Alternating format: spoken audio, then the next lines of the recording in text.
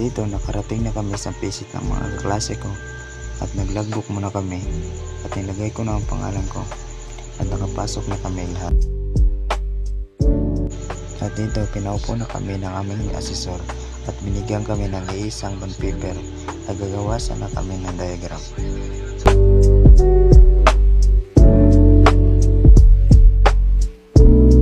At pagkatapos ng ilang oras nakapag-desisyon ng aming asesor na maggawa muna kami ng aming ID.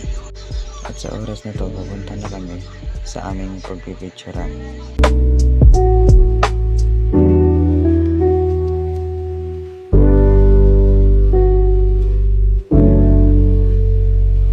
At nakarating na kami, naghintay lang kami ng ilang oras bago kami makapasok.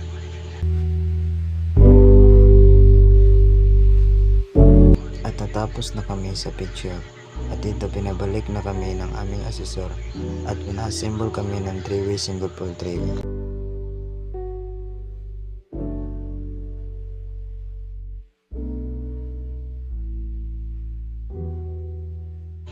At dito kumain muna kami para mamaya ay gagawa kami ng isa pang 3-way single pole 3-way. At dito pinabaklas muna ng aming asesor ang ginawang layout.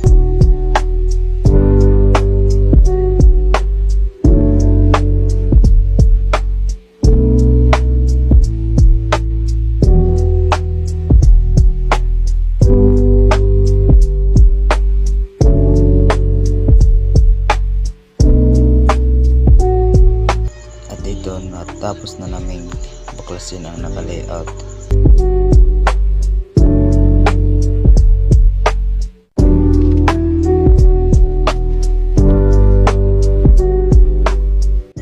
At dito sinimulan na namin mag-layout.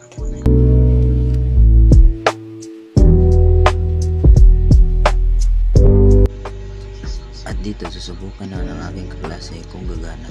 At yun, gumana siya guys.